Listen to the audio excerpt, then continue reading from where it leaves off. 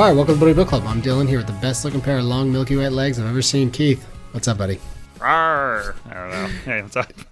Did you notice the one weird part of that book was that Stadler or whatever, Ellie Stadler, everyone was commenting on her legs? It's like, Crichton, chill out. 400-page book. You don't have to keep talking about her legs. She gets there and they're like, all right, take care of Malcolm. It's like, all right. That's all she does the whole book. Well, she ran around a lot. Use those legs for good. Well, we're breaking down some bestsellers here at the Buddy Book Club, and this week we're discussing Jurassic Park by Michael Crichton. If you'd like to recommend a book for us to read or reach out to us about any past episodes, you can visit our website, buddybookclub.com, or slide into our DMs or Twitter or Instagram, Buddy Book Club Podcast. You can listen to us on iTunes and Spotify, so please download and subscribe.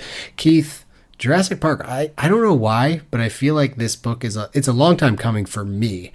I, like everyone else, definitely saw it like fairly early on and was like obsessed with it, but the book was a little too far-fetched for me at the time. I think I got it like at an airport bookstore, which are great, by the way. I fucking love a good airport bookstore.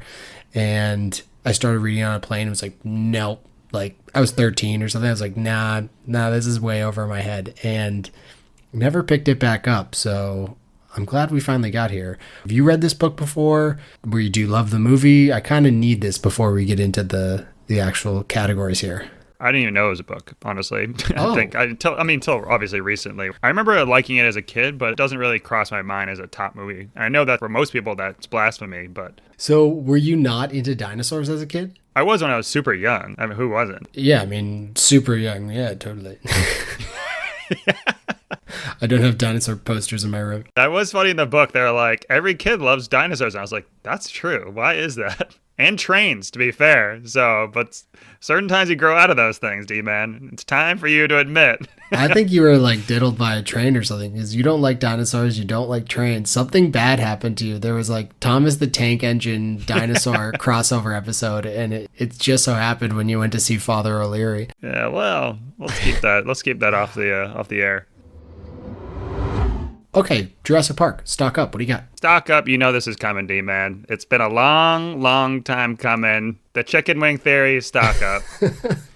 It really has all come together. Like John Cusack and Kate Beckinsale in Serendipity. Pretty much everything's just coming together right now. We had the blog released on the chicken wing theory. We had the Super Bowl. You're talking about the blog on buddybookclub.com. Do you want to do a quick couple minutes about what the theory is? Otherwise, people are going to be confused. For the layman's out there, the theory is basically that chickens are bred with extra wings so that it can meet the demand for chicken wings, especially around the Super Bowl. So if you want to find more about that, you can go to thebuddybookblog.com and read 2,000 words on it. But in the beginning of the book, it's like 100 pages of how genetic modification of animals is completely normal and feasible. If we brought up to Michael Crichton, hey, could chickens have extra wings? He'd be like, yeah, that's child's play. Yeah, he would literally he'd scoff at you. It really brought a tear to my eye reading all these things about how science can easily do this and knowing that all along I've been right. Did you end up reading the blog? I'm just waiting for a particularly horrific bowel movement so I can pull that up when I'm going to spend 30 minutes on the toilet. And so you can read a particularly horrible bowel movement as well while you're taking one. No. I'm sure it's going to be a wonderful and eye-opening. I'm going to have so many questions. Like I want maybe to have even a separate podcast just on that. But I need 30 minutes to myself in peace to really focus on it. Okay. Is what all I'm right. saying. I appreciate that. This book has tons of genetic engineering stuff. I mean, that's the backbone of it, is the idea that genetic engineering has gone leaps and bounds. And it has. And, this book was written in 1990, I want to say. I remember also as a kid when they're like cloning sheep and cloning cows. And it was like, oh, holy smokes. Like, what's going to happen with the future? Like, genetic engineering is going to be crazy. And then Gattaca, fucking love Gattaca. And that just made a lot of sense. Just like this book, which is, one of the reasons I like it so much. Just it makes logical sense. It might be far-fetched scientifically, but if someone explains to you, it's like, yeah, that checks out. But since then, we haven't seen a lot. Well, now when it's talking about genetic engineering or, humans combining with robots or whatever, it's some guy who puts an implant in his arm so he can unlock his front door. It's not creating dinosaurs. But they are trying to bring back the dodo. So... Oh, yeah. Talk about chaos theory. Butterfly flaps his wings. A dodo flaps his wings in South America, and another asteroid comes in and gets us. So they could have done what the movie did, which was like, so the mosquito bites a dinosaur, then gets frozen, and then they genetically clone it. That's all I needed. This book was like, no. we're going to go into deep discussions on how this possibly could take place. Like, Michael's like, I'm flexing my muscle. I did the research. I'm fucking putting it all in the book. I was like, all right, respect that. Crichton was a certifiable genius, so it seems. He went to Harvard, got his MD, but was like, nah, I don't want to be a doctor. He was like, nope, I'm good. And just wanted to be a writer, was obsessed with all the sciencey stuff. I don't know if you like his other stuff, but yeah, he's very, very, very intelligent. My first stock up is the DOS operating system. Okay, yeah. Were you into computers when you had to like boot up operating systems yourself? CD/. Yeah, because I remember like my first computer games like Duke Nukem, and you had to actually like execute the request to play it. You know, it wasn't double clicking on your desktop. We don't have to do any of that stuff anymore, but you know who did have to do that stuff? Timmy, little Timmy there. He is a computer whiz, and I can only think that this came because he was playing a couple DOS games. Oh, yeah. Because everyone else there, all the adults, no understanding of computers whatsoever. Everyone is part of this park's service, but yet no one knows how to put the friggin' lights back on.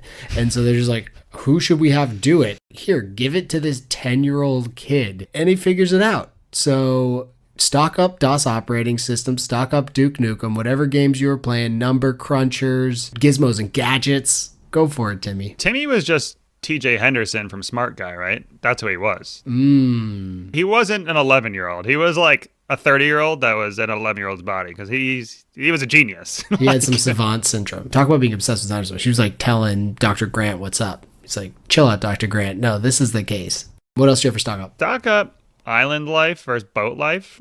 This one's a little far-reaching, but yeah. So I know that the people that were on the island were terrorized, and it was a tough week there for them. A lot of people died, whatever. I think it was like 2 days, but yeah. The people on the boat, they had the worst week of all time. So the people on the boat get there, right? They're dropping off all the supplies. They get called, and they're like, get out of there. You don't have time to drop off all your supplies. It's like, well, I have to make another route back. Yeah, whatever. We don't give a fuck about you. They kick them off. So they start their trek back, which is a day and a half. They have raptors on board. They're just like driving back. They finally get back to the island. And before they can dock up, they're like, no, turn the fuck back around and kill those raptors. We just spent 2 days trying to kill them, but you just do it quickly. And they're like, but we haven't got any fuel and we haven't got any food. So they turn back around and then they just immediately kill the raptors. They have no problems with them at all. That was a much worse week than the people on the island had. They were eating fucking caviar and ice cream. The boat people just took care of business. So the casual boat ride where nothing is trying to kill you. They had raptors on board. They were babies. They had raptors they were baby raptors. Youngins. So you're saying the boat people had to kill younglings? Yeah, they'd kill young. Oh, nicely done. Nicely done, sir. Okay, it's a hot take, that's for sure. I've got a couple more coming. Right when I said the chicken wing theory, I was like, now I'm off. You opened the floodgates. That's on you. I hope you had a Kovo before this. Oh, yeah. All right, my second stock up is Donald Gennaro. And my only understanding of this character, and I think he's a combination of characters in the movie, was from his movie character, who's just this absolute Poindexter, just concerned about the money at the park, ill-fitting pants, like doesn't know what's going on, and immediately gets eaten by a Tyrannosaurus Rex while he's sitting on a toilet. Just not a good look. Not a good look at all. But Gennaro in the books is a gamer. He's an absolute gamer. He gets the short shrift in the movies for sure, but in the book he's like Muldoon's right-hand man. Anytime Muldoon's like, hey, I need to go out and go see if anyone's alive, he's like, yeah, I'm with you. It's like, someone needs to hold this rocket launcher while I'm doing it. It's like, yeah, I got you, no problem. Okay, these raptors are now free. We got to go get him. He's like, yep, I'm with you. Then he kind of loses it a little bit, but I totally understand when it's like, we're going to go into a velociraptor nest after they've survived this whole time. They're like, we're going to have to go into a velociraptor nest and we can't kill them right away. We have to go and count all the eggs, which just seems preposterous. It didn't make any sense to me. It didn't make any sense. Why were they doing all. that? Yeah. I didn't get it. Because like, also, how are you going to be sure that you caught all the eggs, or counted them all? Yeah. And they're like, and we're going to bomb it right after and not be able to count it after the fact. So it's like, wait. Yeah, what? yeah. So But I understand at that point where he had some trepidation. It was like, I don't really want to go down this hole. And it seemed like a Goonies type slide where you have to like slide down into this cave. Like, who knows if you can even get back out. But up until that point, he was an absolute gamer. He had no business doing any of that stuff. He was just the money man, and he was going to protect what his investment was. And then he turned into fucking Rambo. So Gennaro may or may be my favorite character, but either way, got short-shrifted by Spielberg, so I blame him. Spielberg, step it up, brother. Yeah, I didn't get the whole point of they're like, you're responsible for this. This is your island and all this shit. I'm like, he just put money into it. Like, he probably has like 15 other investments like this. He had probably no idea what's going on the island. But Hammond can stay behind. Don't worry about Hammond. Yeah, It's let like, him no, eat ice cream. Hammond's the one. Yeah, why is he getting off scot-free? Hammond didn't have to get in the action in any way, ever. And I get it at the same time that he made an investment, didn't do his due diligence, so shame on him. I mean, I have stock in Apple. Is it my fault that they have slave laborers, you know? Yeah, like what's your ties to the cobalt mine? Do you have to go look at the cobalt mines and defend yourself? Yes. They're like, Keith, you're coming out here. You did this. Like, what? I just bought stock. Like, you know what you did.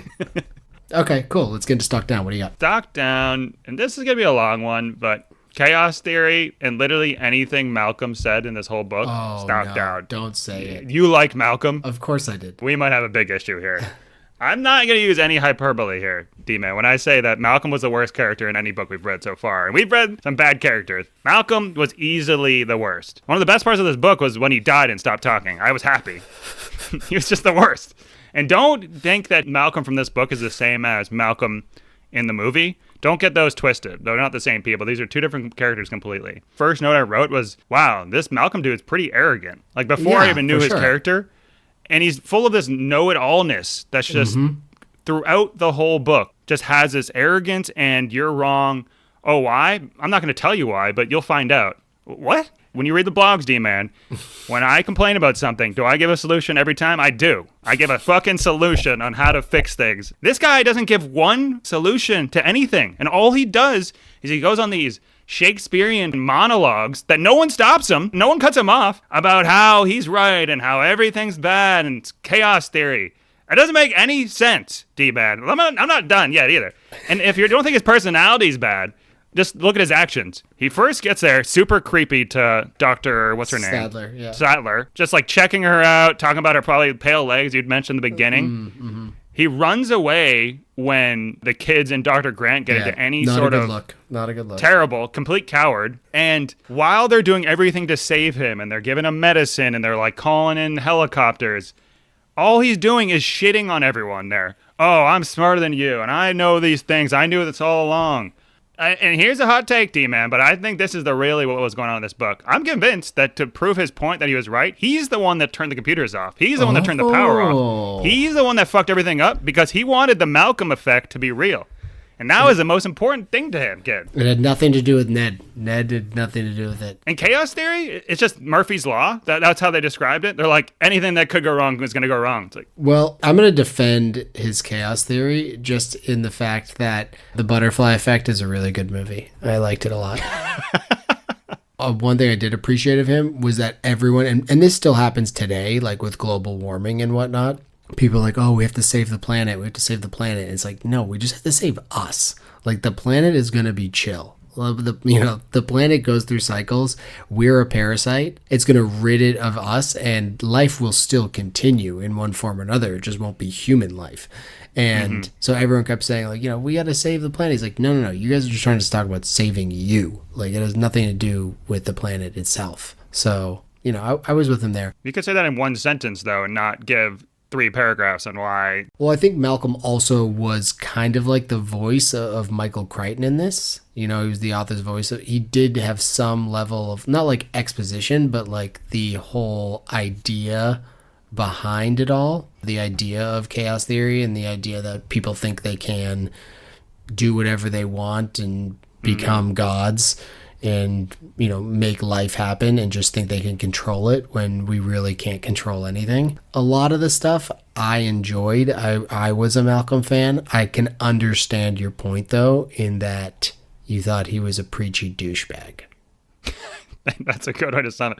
I mean, I also just didn't think any of his examples, you know how like you read like Freakonomics, right? And they use such good examples that they click in immediately and you'll remember them forever. And a perfect example of that is he says science isn't doing anything good. He uses an example of cleaning. He says 1930s, we clean the same amount that we clean in the 1930s as we clean now. Science and technology haven't helped advance those. What are you talking about? Like 1930s, there was like shit on the roads. They just like were like, they pour fucking trash on the street. The reason we're taking the same amount of time to clean now is because we have much higher cleaning standards. Like germs were literally just came to the forefront in like the 20s. Yeah, which is funny because I'm reading this book on the side or listening to it. It's called Consider the Fork. It's about like the history of food and eating in the world. And the author there says the same thing, which I found to be funny because I've never heard anything like that before. But she was talking about all the kitchen gadgets, basically all the kitchen gadgets that make cooking and kitchen stuff easier. But yet we still now, and this was written, I think, like early to mid 2000s, we still now spend just as much time in the kitchen as we did in like the 1940s. Instead of going out and buying a cake that you could just buy, like you end up trying to make one and then something else happens and you end up having to buy it again. I'm telling it terribly. She had a very interesting point about it, but it's the same idea. And the cleaning stuff is actually true. Like I looked that up. My first lockdown is grandparents. So normally grandparents are like the best. You know, those are the adoring grandparents. Your mom's like, no, we can't go out for ice cream. It's a Tuesday. And, you know, Papa comes to town and he's like, hey, let's go for McDonald's and a soft serve. It's like, fuck, yes. Like I at least when I was a kid, we couldn't eat fast food. We couldn't do any of that stuff. We couldn't watch TV. And my grandfather came to town and the guy only consumes sugar. Like he doesn't drink water. He drinks Pepsi.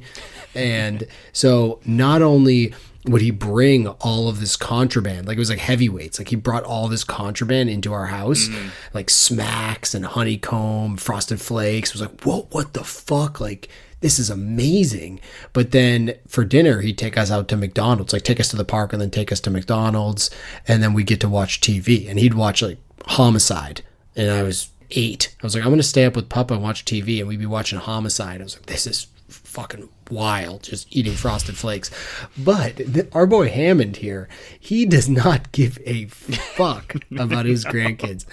They are literally dying to Tyrannosaurus attacks in the jungle. He has no idea where they are, and he's eating ice cream in his cave being like, dang, this park is really not going to fail. I mean, the only reason he brought the kids, he says this, the only reason he brought the kids was to make it look good for the lawyer.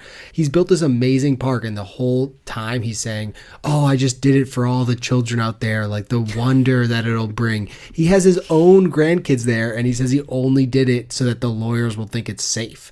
What? And then at the end, when Timmy gets this whole park back in order, he's got no respect for his grandson. He's like, where the hell are these kids? Whatever. It's like, your grandson's literally putting this park back in order for you. And talk about one of the best comeuppances in literature that I've read is that then the kids are acting as kids and like playing with the dinosaur sounds, which scares the shit out of the grandfather, and he falls down a ditch and ends up getting eaten by a bunch of tiny dinosaurs. That whole relationship thing, even though they never really talk to each other, like the grandfather and the grandkids like never really interact, that whole relationship I thought was so well done, just in how much of a dick he is to his grandkids and how at the end they end up pretty much murdering him accidentally. Because I remember in the beginning of the book, I was like, yeah, those are his grandchildren, right? But at the end, he got to be like, these damn kids that keep on running amok. And I was like, oh, I guess they aren't his I didn't think they were his grandchildren by the end, because I was like, yeah, there was no way he'd treat these kids like this if they were his grandchildren. It'd be like at the end of Dennis the Menace if Walter Matthau's like, all right, come home, grandson. It's like, wait, what? That's your grandson? That's the way he was treating them. I stock down. Very, very similar. Kids stock down. You know my theory on about kids in media and any portrayal. They're just used as a way to drag the plot down or to suck. Like that's what 90% of. No, that's what it is. Like if you look at. Oh, you didn't know that? Like name any show where there's kids involved. Malcolm in the Middle. Sorry, shows that aren't based around the kids. So like obviously like Stranger Things is awesome. You know, that movie 8 Mile, 8 something, that was good. You know what I'm talking about. Wait, talking about Super 8? Yeah, Super 8. That's a good movie. But if there's shows that are based around adults that have kids, the kids are only used as plot devices to annoy the shit out of the parents and be like troublesome. Yeah. That's all they do. This is no different with Tess. Tess, if Malcolm wasn't in this book, thank God for Malcolm, Tess would be almost number 2 worst character ever. You mean Lex? Lex. Sorry, Lex. Yeah. My only hate really is just Lex. I mean, she just says I'm hungry and wants to play baseball the whole time, which maybe she's the ultimate hardo in this, in that she doesn't give a fuck about these dinosaurs. Like if a T-Rex runs at her, she's like, arm's a little too short to play catch. Like, well, let's move on to the next one. She's not even scared of it. She's just like... No, she had PTSD after it. And then 2 seconds later, she's like, fucking Timmy, what a pussy. I'm like, wait, what's going on? Wait, what happened? Yeah. Well, what's interesting is that Michael Crichton wanted to write this book from the perspective of the kids, from Timmy probably. Like he wanted to write it from a kid's perspective, but then the publishers were like, nah, no one's going to read that book. So instead he turned it into this like horror sci-fi book, and which is also great.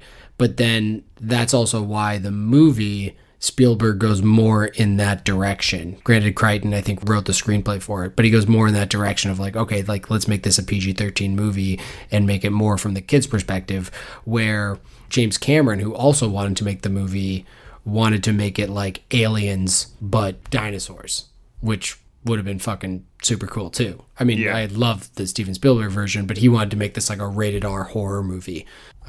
Just interesting takes. Like, what are they called? Sliding doors or whatever? Like the sliding doors between, if Cameron would have won out, I'd be interested to see what that movie would have turned out like. And also, why are they making all these terrible new Jurassic Parks? Instead, just be like, okay, James Cameron, here's $1 billion.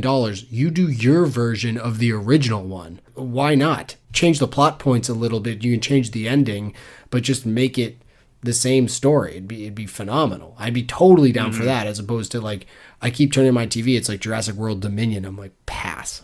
I'm sorry. Hard pass.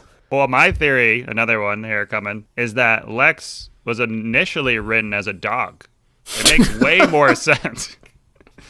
She's constantly chasing a ball around, right? She's alerting the dinosaurs by barking or just like, what was she doing? Coughing or sniffling or something?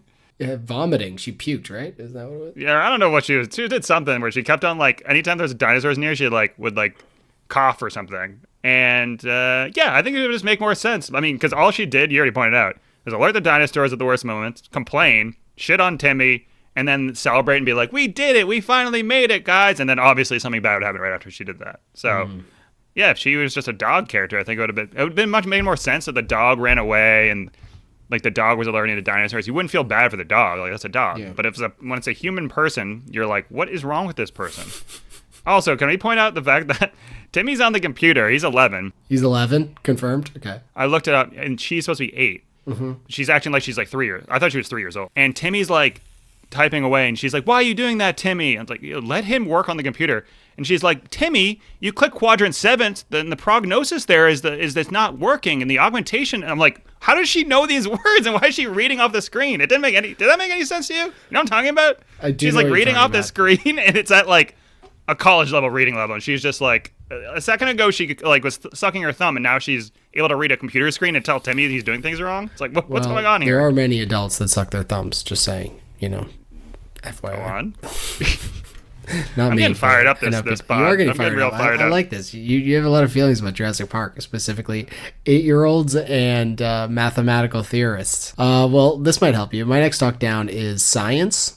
So we have Dr. Wu, who's the geneticist, and him and Hammond are just arrogant and think they have complete control. Dr. Wu doesn't get it. Life finds a way. Also, why is Dr. Wu wondering why it's a big deal that amphibian DNA was spliced in? They're talking about sex changes here. It's very clear to me when Dr. Grant was asking, why is amphibian DNA? Because when you're taught in school, it's like, oh, a lot of amphibians can shift sexes, change that. So it's like, Dr. Wu's a geneticist. Actually, this is his job. And he's like, I wonder why Dr. Grant was so interested in that amphibian DNA. And then not only the geneticist, but paleontology in general. Dr. Grant, big fan, all right? Big fan. But, what do you really get from studying bones? He said the pterodactyls are not dangerous because they eat fish.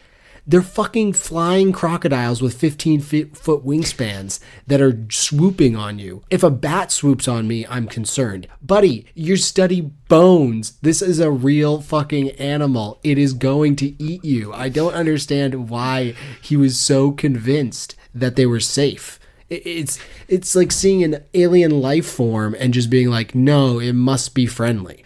Always assume the worst. Didn't we learn anything from chaos theory? If it's going to go wrong, it will go wrong. Murphy's Law, you mean?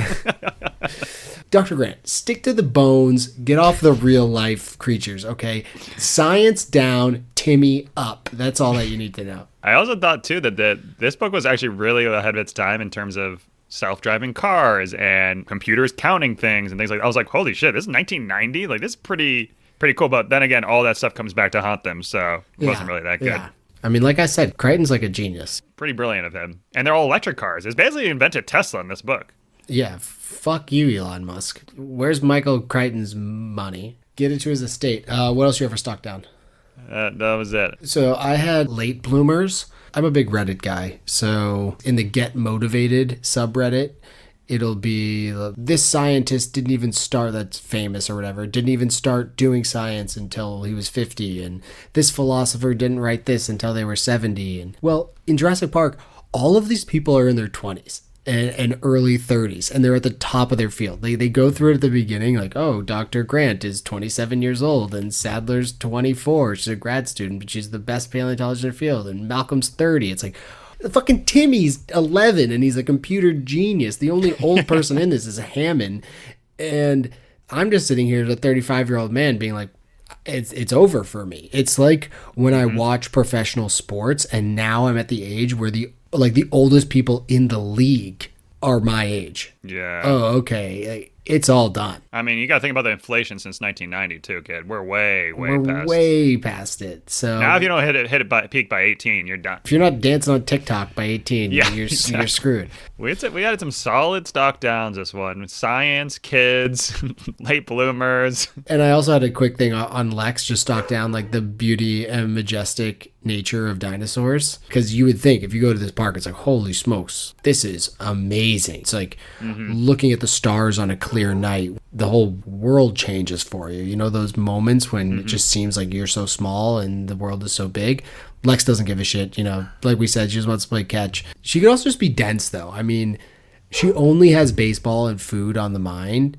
She's facing a dinosaur who wants to snack on her spleen, and she's just like, nah, is there ice cream in the freezer? I want ice cream. And I do respect that because I fucking love ice cream. It's my favorite thing in the whole world. And I think if I was to face my own demise, I would at least want some ice cream first. Did you have a favorite scene in this one? My favorite was when Grant in the laboratory fighting the raptors. And he was like, all right, I got to get these eggs out here. And I know raptors like eggs. And it was just like, you're in the mind of Grant. We didn't have the fucking kids complaining to him left and right. And he was just like me versus raptors. And I was like, all right, this is what the book is. I was locked in for that scene. What about you? I liked, and I don't even know if it was my favorite scene, but it was a tone changer when Ned gets fucked up by the Dilapidorsaur or whatever the case is. Because like up until that point, it was pretty like a scientific-y book. We had seen some dinosaurs and you know, everything, but nothing was really gruesome. You know, it was just kind of a story, and I enjoyed it. But at that point, I was going into it with the expectation that I saw from the movie. I was like, okay, this thing's going to spit in his face. It's going to jump in his car. The car's going to rock around, and next scene kind of thing. But all of a sudden, it's like it's ripping out his intestines and eating his entrails as he's screaming. And I was like, holy shit, like this is not the Jurassic Park I grew up with.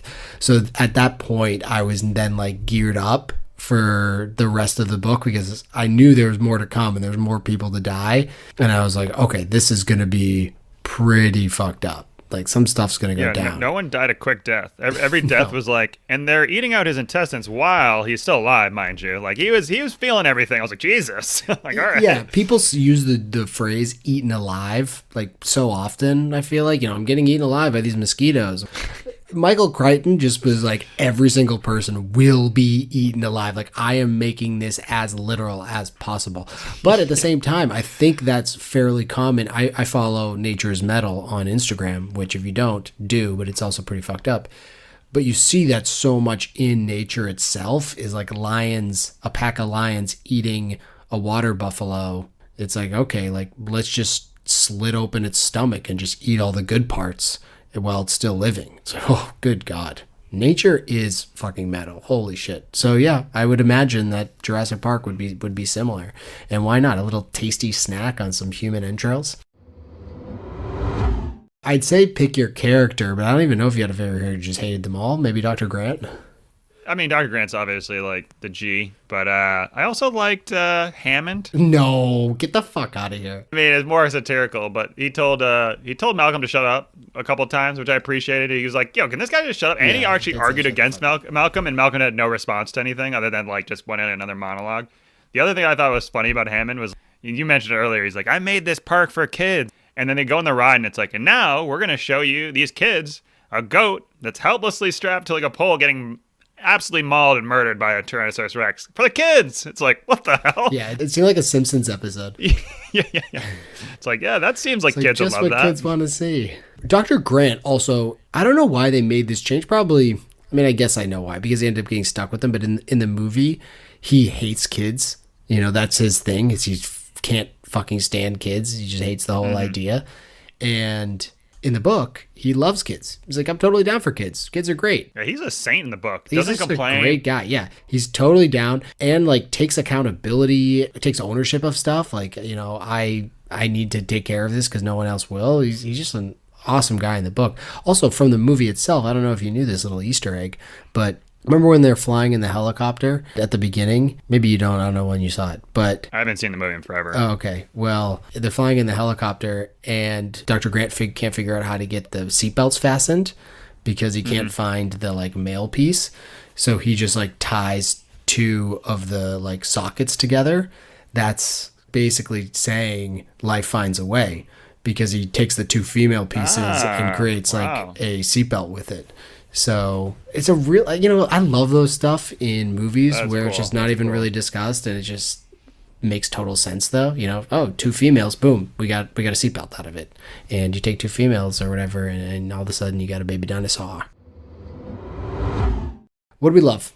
I mean, I already mentioned that. I thought it was super well researched. There was a lot of interesting stuff in there. I think I texted you after like the first 2 hours of reading, and I was like, "Yo, this book's money." Like, it was because it was super in the weeds, and it was like, this is cool stuff. So I really thought that was good. Everything was grounded in reality. He's like, no, I will prove to you that this is something that could happen. It wasn't just, like I said, he could have just been like, yeah, and then we cloned him and it worked, and I'd been like, that's good enough for me. Like, I'm fine with that. Yeah. But he's like, no, here's how we did it. Well, I agree with you, and it's got these big ideas with big science behind it. I mean, the first quarter of the book or third of the book is all these big science ideas, but it's all stuff that's very, you can follow it. It's all easy. We're both laymen's, and I never felt like you said, like you're in the weeds, but I never felt like I was lost. He just did such a good job of not dumbing it down, but also not making it too technical. It was just perfectly played that all of it made sense, all of it seemed rational, and it really set us up for what was coming.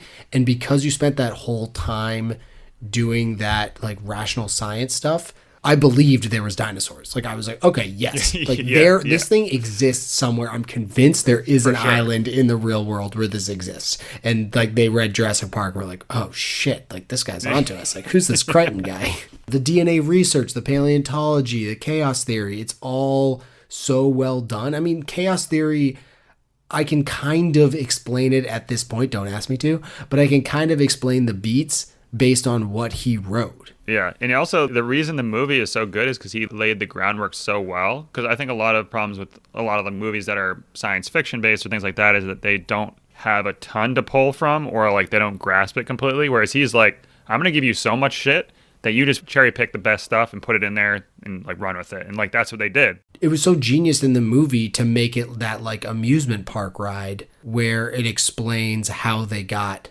the dinosaur DNA and like how it works. Okay, we dig until we find this amber, and then we find a mosquito. We take his DNA, and what we don't have, we patch it together with other animals, which in that scene in the movie, they use a frog as the example, which ties into the whole amphibian thing from the books, but they don't really say, you know, that's how then they could reproduce. Even in the movie, it was like 3 minutes, and I was totally like, yep, that's totally doable. I was actually, when I was a kid, I remember being like, we got to find some fucking amber with mosquitoes in it because we could recreate dinosaurs.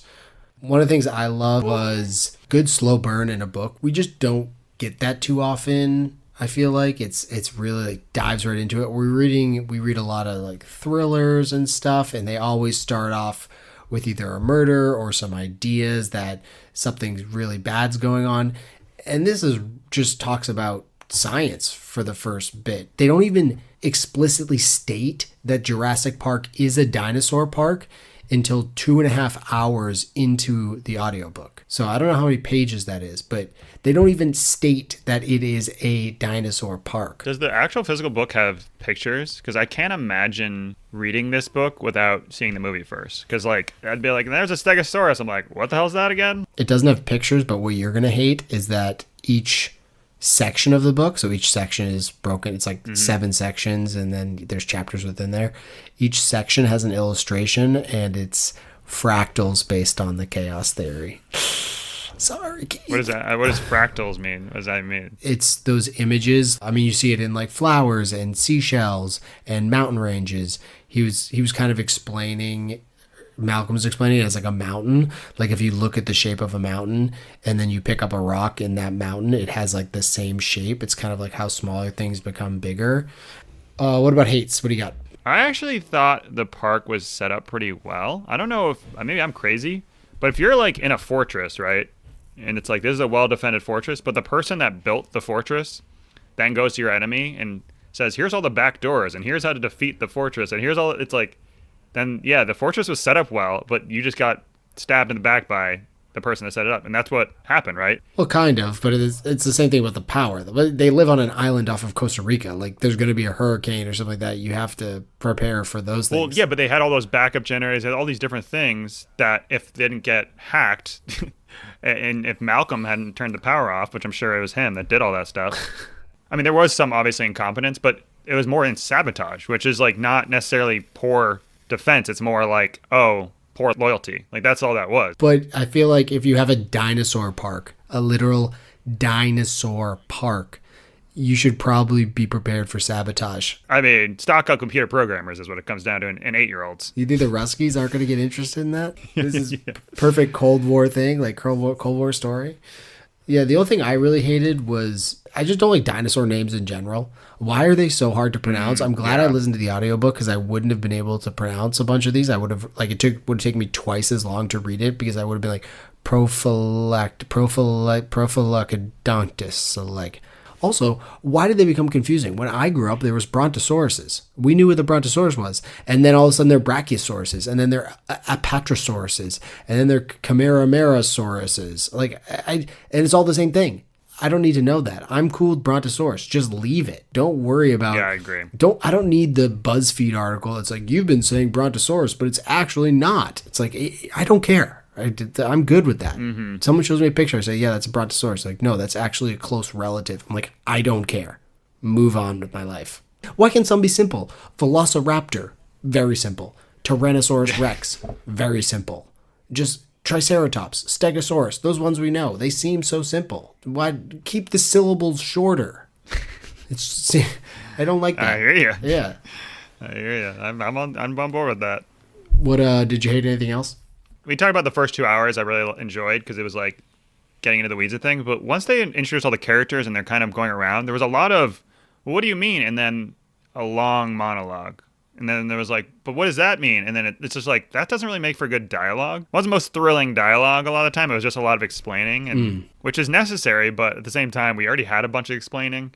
So when we were like hour 12 into the book and they're like, there was like a scene like where they did 10 pages worth of like restarting the generator, which was just like, what was the reason for this? Pump They're like, that. no, it's not working. The Gas button's isn't not coming working. in. It's like, no, now press this button. No, it's not working. And then it's like, now take the oxygen out. It's like, why was this necessary to the plot? I feel like that's one of those things that would have been, it's better in film, because if you're watching it, it's like, come on, get it going, like get it on, get this fucking thing on, like, you know, you're stressed out. At that point in the book though, I was, you know, on edge listening to it. I was like, what the heck, like get this shit going. So I thought the better application of that was when the kids are trying to lock the velociraptor in the freezer. It dragged on a bit, but the whole time you're like, holy shit, like get that door closed. That was good. Get the door closed. Yeah, that was and then good. the door pops open. It's like, close the fucking door, Timmy. Timmy's like, and I know a freezer door has a latch inside of it, which needs a certain amount of pounds of pressure. I was like, how the hell does Timmy know all this Timmy's about a freezer fucking doors? genius, all right? Team Timmy. Yeah, this is Glenn from Casper, Wyoming. You've got mail. Glenn, hit us up. So is it true? Is the book better than the movie? Keith, what are your thoughts? No, I already said that. The movie brings this to life. If you hadn't seen the movie beforehand, I don't know how these people are imagining dinosaurs. You'd have to have pictures. You'd have to have some sort of content to remember what all these were, especially with the new names that you mentioned. So I think the movie was great. The book was a little bit much for the kids. What about you? I loved this book, honestly. I really did. Wow. Yeah. Okay. I think, yes, it's better than the movie because you get just so much more. It's just the movie, but more. I do think that having seen the movie, it helped me visualize. I don't think it really took away from it. If someone didn't want to read this book because they had seen the movie, I'd say malarkey. Go enjoy the book because it's really just the best companion piece to the movie itself, because you just get so much more of what the movie was, but in a more adult way. Like the gruesomeness of it, the whole like horror-y aspect is like real. So I liked it a lot. I do think that the movie helped, but at the same time, like I know what dinosaurs look like. I might not know what the prophylactic dinosaurs look like, the little chicken ones that now I know. Prophylactic? I think they're the Isn't that a condom? French letter, excuse me. Have you started reading the Rose Code yet? It's called a French letter.